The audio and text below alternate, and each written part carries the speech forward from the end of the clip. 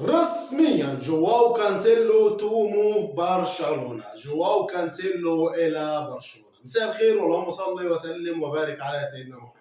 من شويه فابريزيو رومان اعلن عن موافقه برشلونه وهانزي فليك على انتقال جواو كانسيلو الى برشلونه. تبقى فقط الاتفاق على التفاصيل والشروط الشخصيه بين برشلونه والهلال، واللي اقربها هيكون جواو كانسيلو اعاره الى برشلونه لنهايه الموسم مع احقيه الشراء في الصيف القادم، ومع تحمل برشلونه جزءا من راتب جواو كانسيلو خلال فتره الاعاره. دي كانت التفاصيل اللي قالها فابريزيو رومان فور اعلانه اقتراب جواو كانسيلو الى برشلونه قادما من الهلال السعودي بسبب المشاكل التي حدثت بين جواو كانسيلو وانزاجي مدرب الهلال السعودي.